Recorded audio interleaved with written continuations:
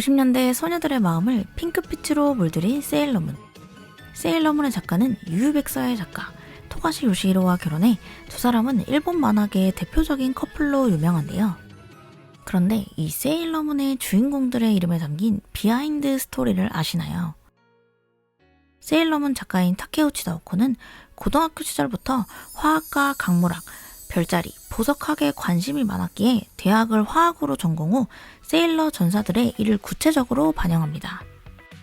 그래서 주요 인물들이 각기 다른 행성의 이름을 가졌으며 각 캐릭터마다 상징하는 보석과 신화 속 이름, 천체 상징이 연결되어 있는데요.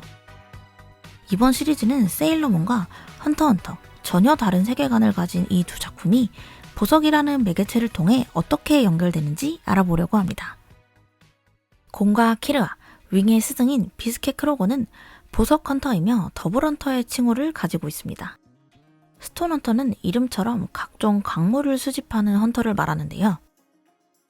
비스케가 게임에 참가한 이유는 바로 그리드 아일랜드 안에만 존재하는 희귀한 보석, 블루 플래닛을 얻기 위해서였죠. 카드를 같이 모으자는 폭탄마의 제안을 단칼에 거절하고 둘만의 여행을 떠나는 곤과 키르아의 흥미를 느낀 비스케는 둘의 뒤를 밟습니다. 그런데 게임을 클리어해가는 모습을 지켜보다 보니 비스케 입장에서는 정말 답답해서 죽을 지경인 거죠. 도대체 왜 저기서 저런 선택을 하며 지금은 저렇게 움직이면 안 되는 건데. 내 안의 선생 본능을 억누를 수 없었던 비스케는 결국 자신의 정체를 드러냅니다.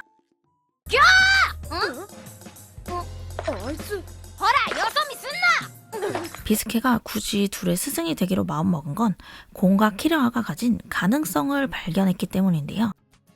스톤헌터인 비스케가 둘을 보석에 비유하는 장면이 있습니다. 그들을 다이아몬드와 사파이어 원석에 비유하는 그 순간, 우리는 두 작품이 보석이라는 매개체를 통해 인물들의 본질과 성장을 어떻게 비추고 있는지를 발견할 수 있습니다. 오늘 이야기할 인물은 두 명의 주인공, 곰프릭스와 세일러문의 우사기입니다. 겉모습은 달라도 그들은 같은 보석, 같은 본질을 품고 있습니다. 바로 다이아몬드. 다이아몬드는 지구상에서 가장 단단한 물질입니다. 수억 년 동안 지하 깊은 곳에서 엄청난 압력과 열을 견디고 나서야 비로소 만들어지죠. 그 견고함은 외부의 충격에도 깨지지 않고 오히려 빛을 어떤 방향에서도 고르게 반사해 순백의 빛, 가장 눈부신 광채를 만들어냅니다. 세일러문에서는 각각 상징하는 천체와 보석이 있다고 했었죠. 주인공 우사기는 달의 힘을 사용하며 상징하는 보석은 실버 크리스탈과 문스톤입니다. 실버 크리스탈은 실제로 존재하는 보석은 아니고 세계관에서 만들어진 보석인데 그 힘이 모이는 방식은 사랑, 슬픔, 동료를 위한 헌신 같은 순수한 마음이 에너지의 원천입니다. 그런데 에너지가 모이는 방식과 그 모습이 수억 년 동안의 압력과 열을 견뎌 비로소 탄생하는 다이아몬드와 닮아 있습니다.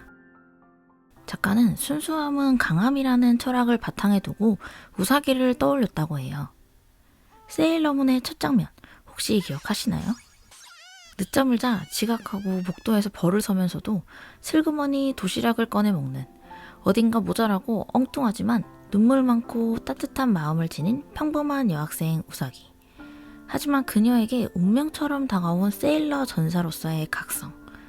언뜻 믿기 힘든 사명이 그녀에게 주어졌을 때 우사기는 처음엔 두렵고 혼란스러웠습니다.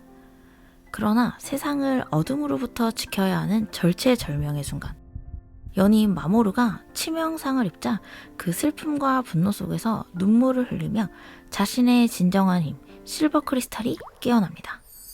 투명한 감정, 포기하지 않는 의지, 그리고 무엇보다 스스로 빛을 낼 줄 아는 존재. 여기서 떠올릴 수 있는 헌터헌터의 인물은 바로 곰프릭스.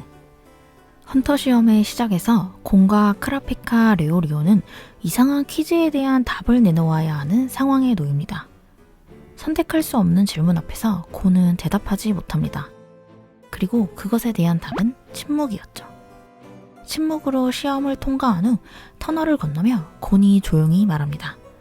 언젠가 정말 그런 순간이 오면 나는 어떻게 해야 할까? 곤은 자신을 버리면서까지 아버지인 진이 포기하지 않았던 헌터라는 길을 선택합니다. 그 길의 끝에서 진을 만나고 싶다는 단 하나의 목표로 헌터 시험에 도전하게 되죠. 고뇌의 가장 큰 무게는 아무 계산 없는 순수함과 투명함입니다. 그런 본질은 타케우치 나오코가 말한 순수함은 곧 강함이다라는 철학과도 맞닿아 있죠. 헌터가 되기 위한 마지막 시험에서 고는 한조에게 처절하게 맞으면서도 끝내 포기를 거부합니다. 그 모습을 본 시험관들과 동료들은 어느새 그를 향해 응원을 보내기 시작하죠. 곤이 이 장면에서 보여주는 건 사람을 끌어당기는 진짜 힘은 진심과 포기하지 않는 마음이라는 것입니다. 그 순수함은 강한 적 앞에서도 흐려지지 않는데요. 오복인이 걱정되는 마음에 흐느끼는 노부나가에게 곤은 묻습니다. 왜 그 눈물을 다른 사람한테 흘려주지 않았냐고요. 아직 어린 곤에게 그때는 단순한 질문이었을지도 모릅니다. 그저 악랄하다 생각했던 적조차 누군가를 위해 울 수 있다는 사실을 깨닫게 된 순간이었죠. 하지만 이야기는 그렇게 단순하지 않았습니다. 시간이 흘러 키메라 엔트 편에서 곤이 헌터가 된 이후 가장 잔혹한 전장에 발을 디디게 되었고 동료들조차 희생양으로 삼는 개미들을 만나게 됩니다. 카이토는 이때 곤에게 묻습니다. 앞으로 계속 이런 아수라장이 이어질 텐데 괜찮겠냐고요. 곤은 담담하게 말합니다. 동료들조차 희생양으로 삼는 개미들에게 내가 죄책감까지 가질 필요는 없다고요. 그리고 그 대답을 곱씹던 카이토는 혼잣말처럼 읊조립니다. 만약 그 감정을 가진 개미가 있다면 넌 어떻게 할래? 얼마 지나지 않아 그 질문이 현실이 되는 순간을 맞닥뜨립니다. 카이토는 죽었는지 살았는지조차 알 수 없는 빈사의 상태에 놓이게 되었고 곤은 그 분노의 끝에서 네페르피트 앞에 서게 되죠. 피트가 부상당한 코무기를 치유하는 모습을 보며 곤은 소리칩니다. 왜 카이토한테는 그걸 안 해줬어?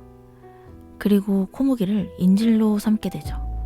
그 감정은 더 이상 어린 소년의 화가 아니었어요. 그것은 세상을 향한 절망과 분노, 복수심이 섞인 감정이었죠. 네페르피트의 거짓말을 곤이 알게 된 순간 분노는 곧 제약이 되었고 슬픔은 스스로를 태우는 서약이 됩니다. 그는 자신의 미래도 가능성도 심지어 살아갈 이유조차도 모두 내던진 채 오직 지금 이 순간의 복수를 위해 자신의 존재를 불살라버린 것이죠. 그렇게 탄생한 것이 곤용문, 분노와 집착으로 변해버린 또 하나의 곤이었어요. 결국 피트를 쓰러뜨리지만 모든 힘을 잃게 됩니다. 모든 것을 잃은 듯한 그 순간 곁에 있던 친구 키르아의 도움으로 곤은 다시 깨어납니다. 그리고 깨어난 곤은 꿈에 그리던 아버지 진을 만나게 되고 이런 이야기를 듣습니다. 道草を楽しめ。大いにな。欲しいものより大切なものがきっとそっちに転がってる。 이 말은 누군가를 미워하고 파괴하며 목표만을 향해 달렸던 곤에게 또 다른 질문을 남겼을지도 모릅니다. 결국 곤은 처음으로 돌아갑니다. 힘도 내력도 헌터라는 위치도 모두 내려놓고 다시 작은 소년으로서 고향으로 돌아가게 되는데요. 수천 년의 시간 동안 열과 압력 속에서 만들어지는 다이아몬드처럼 곤의 여정은 순수했던 마음이 시험받고 부서지고 다시 깎이는 연마의 시간이었습니다. 살다 보면 투명해서 가장 강하게 부서질 수밖에 없는 순간이 반드시 오게 되는데요. 하지만 다이아몬드의 가장 빛나는 순간은 깎인 끝에 드러나기 마련이죠. 곤과 우사기는 마치 다이아몬드처럼 순수해서 더 단단하고 단단해서 더 찬란하게 빛나는 존재입니다.